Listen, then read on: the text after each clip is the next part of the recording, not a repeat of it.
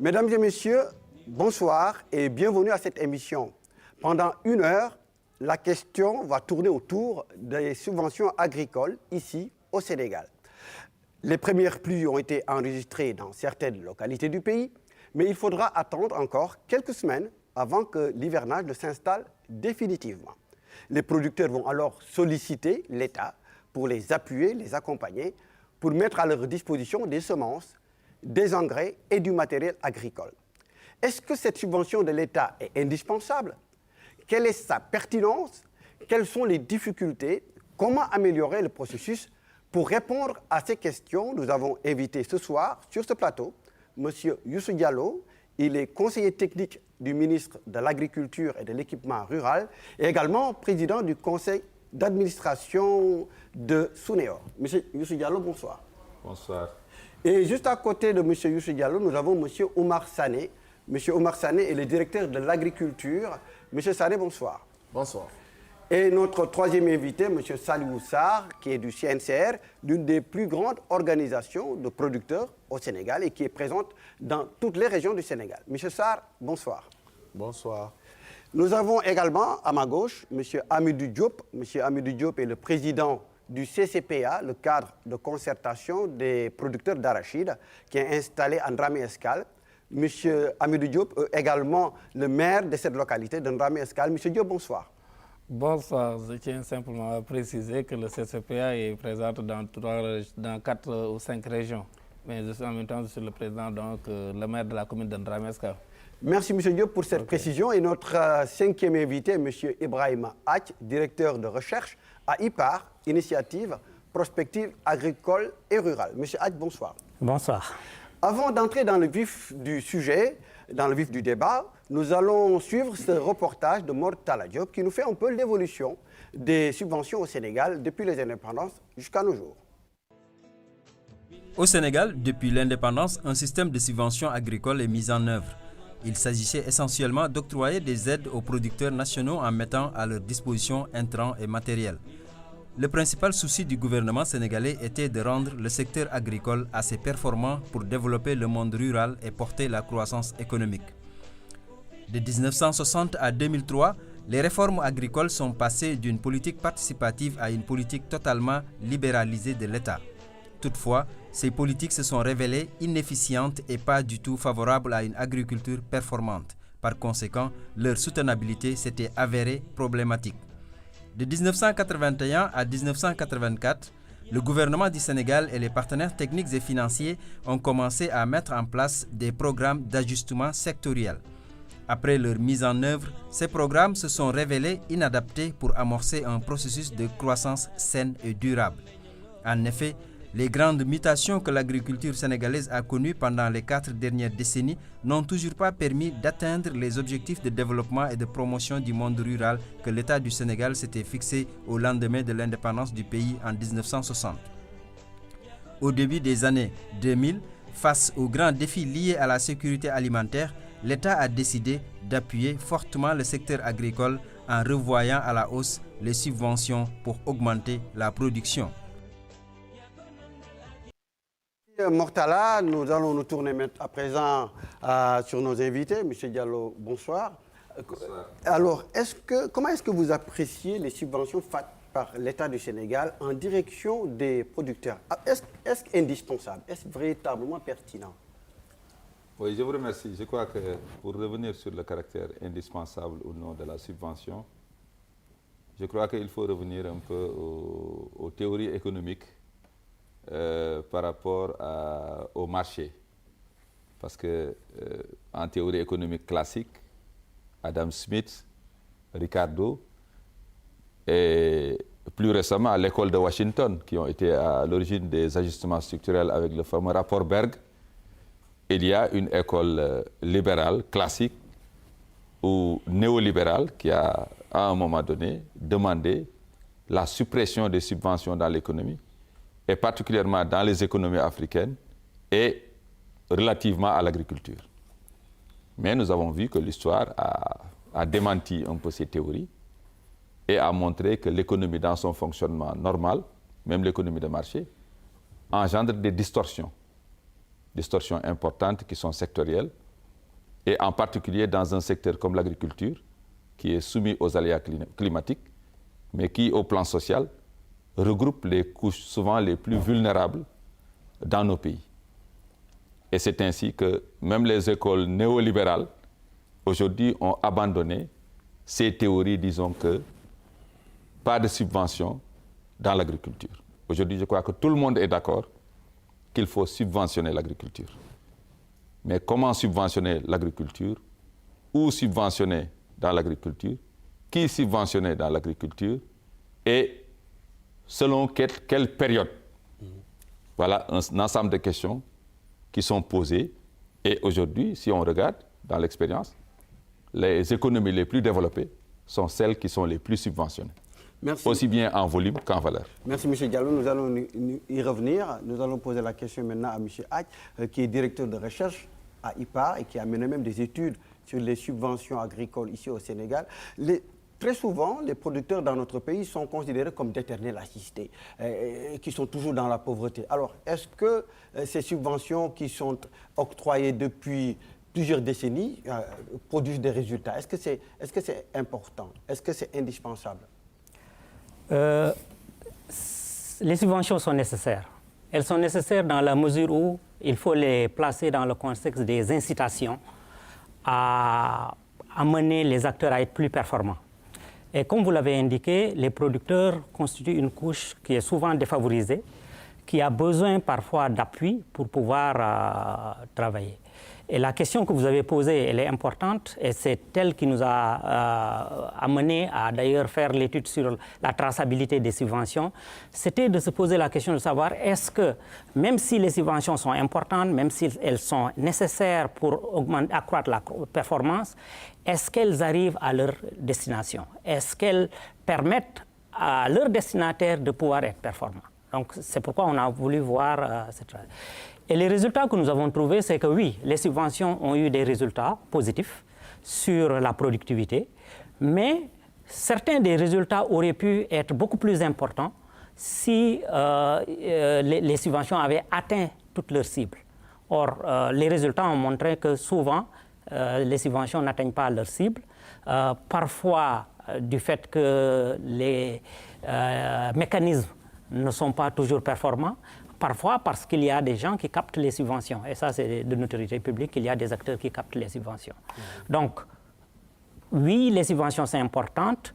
Elles sont des incitations, ce ne sont pas les seules incitations possibles, mais il faut les mettre dans des conditions pour qu'elles puissent atteindre les objectifs. M. Sané, sur ce point? Oui, merci. Je pense que sur ce point, comme l'a dit les prédécesseurs, nous sommes tous unanime pour dire que, pour reconnaître l'importance des subventions, l'impact que ça a dans le monde rural. Parce qu'il ne faut pas qu'on oublie que le monde rural, c'est pratiquement plus de 60% donc, de la population active, donc, qui ont une capacité d'investissement faible.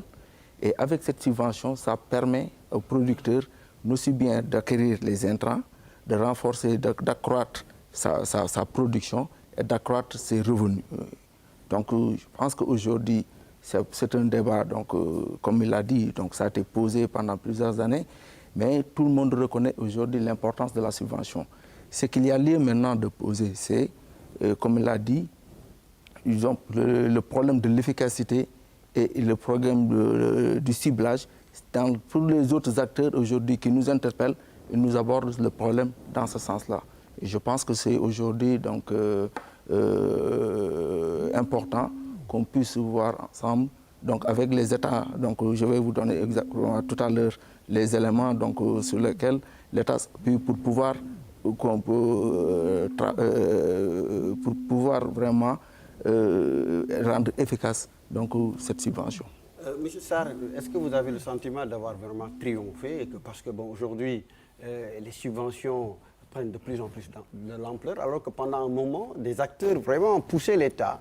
Notre confrère l'a rappelé tantôt dans son reportage, quand on parlait d'ajustement structurel, de moins d'État, mieux d'État. Aujourd'hui, le consensus semble être total autour de ces subventions. Oui, je vais surprendre parce que, en tant que représentant du Conseil national de concertation des ruraux, je dirais que je ne suis pas un champion du demandeur de subventions. M. Hack disait tout à l'heure que subvention en tant qu'incitation, oui, mais nous disons toujours, question, il ne faut pas que l'acteur soit parasité par la subvention, le rendre paresseux, pour ne pas travailler à augmenter sa productivité agricole. C'est pourquoi, en tout cas, nous, du CNCR, nous disons nous sommes pour des appuis et des soutiens à l'agriculture, mais il faut le faire au cas par cas. Il faut regarder autant que peut se faire, quand c'est nécessaire, le faire. Et quand la subvention n'est pas nécessaire, il faut réorienter pour effectivement libérer l'acteur pour qu'il soit plus productif, plus rentable. Donc réorienter, mais toujours soutien, appui, c'est des formes de subvention quand même. Oui, dans un sens, dans le sens de simplement inciter un moment, mais ne pas faire de façon pérenne, parce qu'il est effectivement prouvé dans certaines situations, le producteur, quand il accède au crédit et fait des appels d'offres, peut accéder aux semences et aux engrais, peut arriver à des niveaux de rendement très élevés qui concurrencent n'importe quel producteur du monde sans subvention. Merci M. Sarr, M. Diop, pour finir sur cette question. Bon, merci beaucoup. Je dirais que plutôt que le monde rural a besoin d'être appuyé. Bon, est-ce une subvention? En tout cas, de la façon dont ça se passe, ça se fait actuellement. Je dirais que si ça continue, si c'est cette même lancée, et que ce régime actuel pratiquement a hérité, nous avons hérité, c'est la raison pour laquelle tout à l'heure j'ai pris la décision de préciser que je suis maire, en même temps responsable d'organisation de producteurs, et en même temps j'ai la casquette d'opérateur. Mais il s'agit de faire un jugement de la façon dont les subventions se font actuellement au Sénégal, c'est loin d'être pertinent. Mais oui, le monde rural a besoin d'être soutenu et d'être accompagné. Et nous savons que nos autorités administratives sont en train de faire des efforts extrêmement importants qu'il faut saluer, mais ça ne profite pas aux producteurs. Il faut changer de système, il faut changer de mécanisme. Nous aurons l'occasion pratiquement d'y revenir. D'accord, tout à fait. Nous allons parler des distorsions tantôt. Une occasion de suivre ce deuxième papier de Mortala Diop avant d'en arriver justement aux problèmes que nous constatons au niveau de ces subventions, avant de parler de l'amélioration possible de ces subventions. Le gouvernement du Sénégal a manifesté clairement sa volonté de faire de l'agriculture le moteur de la croissance et la première source de création d'emplois. À titre illustratif, pour la campagne agricole 2016-2017 qui s'annonce, 25 milliards de francs CFA seront mobilisés par l'État du Sénégal et 7 autres milliards de francs CFA par le programme de productivité agricole en Afrique de l'Ouest. Aussi, 50 000 tonnes de semences certifiées, 25 000 tonnes de semences écrémées et 94 000 tonnes d'engrais pour différents types de cultures seront mises à la disposition des paysans. Sans compter les 20 000 unités pour le matériel attelé et 2 000 tracteurs pour un coût global estimé à 80 milliards de francs CFA. Cependant, pour bon nombre d'acteurs, ces subventions sont pour la plupart captées par les grands exploitants agricoles au détriment des petits producteurs. Face à ces problèmes, les autorités étatiques, avec des partenaires engagés dans la promotion de l'agriculture, notamment l'Union européenne, explorent diverses pistes pour réduire les nombreuses sources d'inefficience observées dans la distribution des subventions agricoles. Ce programme a, entre autres résultats, l'amélioration de l'efficacité des dépenses du secteur agricole, du ciblage et de la transparence dans la distribution des intrants agricoles subventionnés, engrais et semences, le renforcement des ressources humaines du ministère de l'Agriculture et de l'Équipement rural, ainsi que l'amélioration des revenus des agriculteurs à travers la reconstitution du capital semencier de la filière arachide. De l'avis des producteurs, organisations paysannes à la base, des organisations de la société civile, des parlementaires et certains sectoriels, il faut agir vite Voilà, il faut agir vite, M. Salou Sarr. Est-ce qu'aujourd'hui, par rapport à ces efforts immenses qui sont fournis par l'État du Sénégal, on vient de l'entendre, plusieurs milliards sur plusieurs années, et cette année encore ne va pas faire exception, alors est-ce que les résultats positifs sont beaucoup plus importants que les quelques déperditions qui ont été évoquées ça et là? De ce que nous avons constaté ces dernières années, là où l'État a fait beaucoup d'appui, de subventions, on remercie l'État au passage, on a constaté des résultats extrêmement positifs au niveau des filières organisées, comme le coton, la tomate, le riz, l'oignon. Là, effectivement, on sent que l'appui de l'État en termes de subvention des engrais, l'engrais arrive au niveau de l'agriculteur. Et même au niveau du dernier rapport de la CEDEAO sur l'agriculture, pour le programme d'ici 2015, on constate qu'au niveau des filières rizicoles de l'Afrique de l'Ouest, là où il y a des engrais subventionnés, la productivité agricole a effectivement augmenté. Mais là où la filière n'est pas organisée, on sent des difficultés, ou très bien organisées, par exemple sur l'arachide, comme l'arachide au Sénégal. Imaginez que si on a un objectif de 1 million d'hectares pour l'arachide, on a des besoins de 150 000 tonnes d'engrais. L'État a dit autour de 30 000, 35 000 tonnes. Donc on voit qu'on est très loin des besoins. Et que ces engrais-là, pour vous donner une idée, sur les 3 dernières années, le bilan de campagne, on met de l'engrais, 50 000 tonnes, 65 000 tonnes, 80 000 tonnes l'année dernière, mais au niveau des cessions, c'est entre 35 000, 37 000 et 45 000 tonnes achetées. Donc on met en place de l'engrais 60 000 tonnes l'année dernière, où il y a 2 ans, c'était 37 000. On a mis l'année dernière 85 000, c'est 45 000. Et on nous signale que ces achats-là ne concernent pas essentiellement que des producteurs. Il y a d'autres acteurs qui entrent en jeu parce qu'il suffit simplement de présenter la carte d'identité de M. Salou Sarr appartenant à une commune bien déterminée pour pouvoir acheter. Le problème, c'est quoi? C'est qu'au moment d'acheter, c'est la période de soudure, même l'engrais subventionné à 50%, les paysans n'arrivent pas. Donc moi, je pense que c'est bon de diminuer le prix.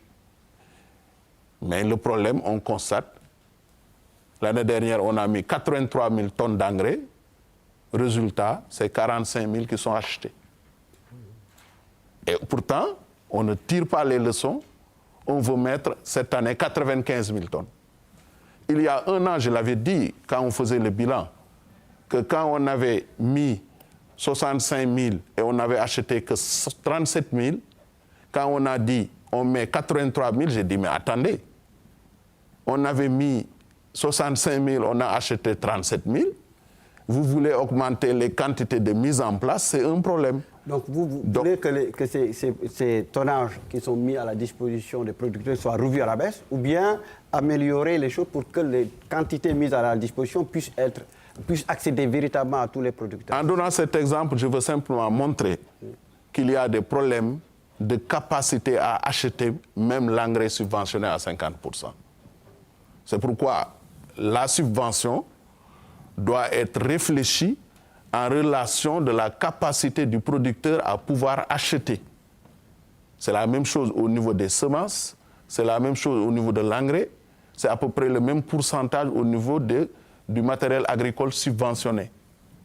Le peu de matériel qui arrive dans la commune, je parle sous contrôle du maire de Ndramescal, il reçoit quelques unités, mais ces unités-là subventionnées à hauteur de 70% ne trouvent pas totalement preneur parce que le producteur qui doit acheter n'a pas les capacités d'acheter. C'est pourquoi je dis au niveau des solutions, en tout cas nous, du CNCR, nous avons des propositions pour repenser la subvention, pour faire de telle sorte que, en ce moment de période de soudure où le producteur cherche à manger, il ne sert à rien de faire une subvention de 80%.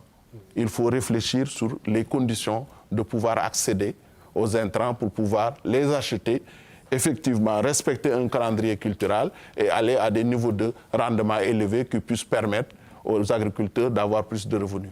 Merci M. Sarr. Donc c'est un des problèmes qui entrave l'arrivée des intrants au niveau des producteurs qui en ont besoin. Donc le moment où on cède ces subventions-là, ces engrais-là, ces semences-là, parce que le producteur n'a pas suffisamment d'argent. Monsieur Hadj, vous avez mené des études sur ça. Est-ce qu'il y a d'autres problèmes qui ont été identifiés en marge de ces problèmes mentionnés par M. Sarr? Oui, bien sûr. D'abord, le problème que M. Sarr mentionne, je dois juste préciser que c'est le système de subvention avec achat au comptant. Ce n'est pas un système adossé sur un système de crédit. Si c'était adossé sur le système de crédit, peut-être que ça réglerait ce problème. Mais à la période de soudure, les producteurs ne peuvent pas acheter à comptant. Et c'est ce qui explique que souvent d'autres captent les subventions. L'autre problème que nous avons identifié, c'est que le système lui-même n'est pas toujours très transparent, malgré les efforts qui ont été faits par l'État pour l'améliorer. Par exemple, au niveau central, la façon dont on notifie, ce n'est pas très clair. Peut-être qu'ils peuvent nous expliquer. Aussi bien pour les semences que pour les engrais, le système de notification n'est pas clair. Au niveau décentralisé, le fonctionnement des commissions, même s'il y a eu beaucoup d'améliorations, il subsiste des problèmes et on sait que des gens qui ne sont pas des producteurs ont accès aussi bien aux semences qu'aux engrais. Ça lui l'a montré tout à l'heure. Le troisième élément qui a été ressorti, c'est que quand on parle de ciblage, c'est que même au niveau des producteurs, ceux qui ont des surfaces beaucoup plus importantes ont plus accès à la subvention que ceux qui ont des surfaces plus faibles, qui sont supposés être les plus petits. Or, la subvention, comme c'est une incitation, elle vise prioritairement ceux qui sont les plus faibles. Mais ce sont les plus forts qui gagnent le plus. Troisième élément, et je pense que c'est à ce niveau aussi que l'État doit faire un effort, c'est qu'on a au niveau central les gros producteurs, ou ceux qui sont appelés gros producteurs. Et ce groupe de gros producteurs bénéficie des subventions. Or, on n'a pas toujours une visibilité sur ces gros producteurs. Ça aurait été très intéressant de peut-être les séparer du système global de subvention. Si l'État veut avoir un traitement particulier aux gros producteurs, qu'on les sépare du reste. D'autant que souvent, ces gros producteurs ne sont pas toujours des gros producteurs. Donc, ce sont tous ces éléments qui ressortent et qui montrent qu'une partie des subventions n'arrive pas à destination et pose donc des problèmes d'efficacité de ces subventions. Monsieur Diop, vous êtes au niveau du bassin arachidier, vous êtes directement concerné, vous avez plusieurs producteurs qui sont derrière vous, vous êtes le président du CCPA. Est-ce que vous êtes arrivé au même diagnostic ou bien il y a d'autres éléments que vous avez même pu identifier que IPAR n'a pas mentionné dans son étude? Oui, effectivement, affirmatif, tout simplement parce que quand c'est l'État qui donne, tout le monde se positionne pour être en ayant droit. C'est ça le problème. Nous sommes dans un pays pauvre. L'État essaie de faire des efforts, mais tout le monde essaie de trouver les solutions pratiquement pour être en ayant droit. Et c'est là le problème. Quel que soit le volume mis en place, au vu du nombre, chacun se retrouve avec des miettes. Et ça n'a plus de sens. En tout cas, ça arrange les maires. Parce que cette forme de subvention permet de recouvrir les taxes rurales à 100%. Et les gens se battent pour payer la taxe rurale. Ça doit être un moyen pour capter, donner par la main gauche et capter par la main droite une autre quantité. Et c'est ça la vérité, la réalité que nous vivons. Et c'est la raison pour laquelle nous voulons que ça change. Il n'est pas normal que dans un pays sous-développé, vouloir capter des subventions soit un prétexte pour payer pratiquement son impôt, pour s'acquitter de son impôt. Et ça ne faisait pas partie des conditions depuis le départ. Et pourtant, malheureusement, nous utilisons pratiquement, les subventions sont calculées sur la base de l'impôt. Et c'est la raison pour laquelle, dans le jargon, pratiquement, on te dira le quota du chef de village. On calcule pratiquement ce quota, le chef de village réunit le montant, se présente au niveau de la commission, parce que c'est le système de vente le plus qui. Parce que les fonctions pratiquement de commission, c'est bénévole. Peut-être on aura l'occasion d'en discuter. Est-ce du bénévolat? Les membres des commissions de session. C'est bénévole, ça c'est du bénévolat, on va coopter tel et tel et tel. Mais en réalité, ce n'est pas du bénévolat. Beaucoup d'opérateurs perdent de l'argent. Et ces commissions, pratiquement, les gens trouvent des moyens pratiquement pour les rémunérer. Et malheureusement, il se passe pratiquement toutes sortes de magouilles. Donc il faut revoir ce système, aussi bien dans pratiquement sa forme, que dans sa mise en place, la distribution pratiquement de ces subventions. Tout ça pose problème et je crois que le système globalement doit être revisité. Est-ce que dans l'évaluation qui est faite, parce que bon, on l'a mentionné, l'État fait vraiment des efforts immenses, parce que l'État considère le secteur de l'agriculture comme un levier de la croissance dans ce pays-là. Vraiment, ça doit être le moteur de l'économie. Mais quand même, il y a des déperditions qui ont été mentionnées ici et là. Alors, est-ce que vous êtes arrivé aux mêmes conclusions dans le cadre de l'évaluation qui est faite un peu de ce processus d'octroi de subventions aux producteurs agricoles dans notre pays? Je pense qu'effectivement, là, pour vraiment être très, très concret, collé aux faits, je crois que nous prendrons de 2012 à maintenant. De 2012 à maintenant, on a constaté une assez forte croissance de la subvention dans le secteur agricole. Aussi bien pour ce qui concerne les semences, les engrais, mais en particulier pour ce qui concerne le matériel agricole. L'un dans l'autre, on a constaté aussi qu'il y a eu depuis lors une très forte croissance, non seulement de la production, mais aussi des rendements agricoles. Ça, je crois que c'est incontestable. Et sur un plan global, l'agriculture qui représentait 0,01% de points de croissance au Sénégal représente aujourd'hui entre 40 et 50% des points de croissance annuels. La dernière croissance de l'agriculture, c'est 10,5% pour l'année qui vient de s'écouler.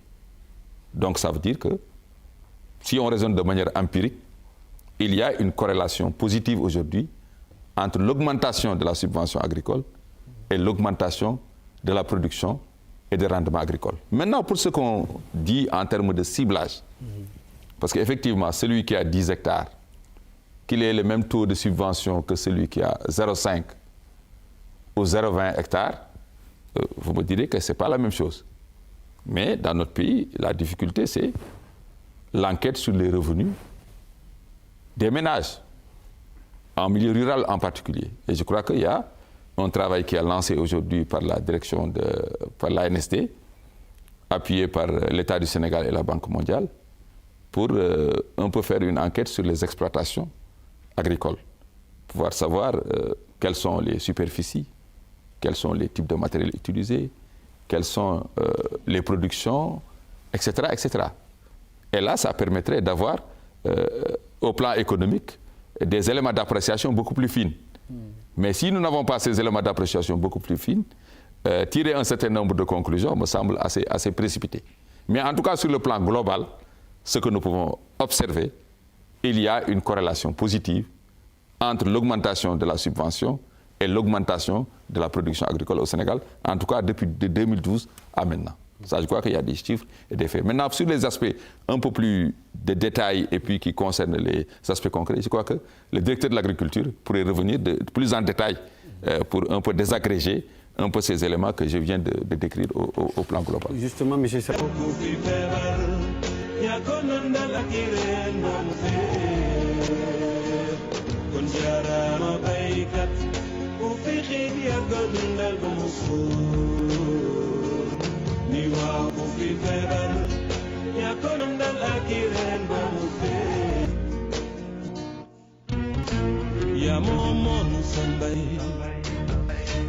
Ya mom sa gàncax moom say njur ya mom sa Allah di bay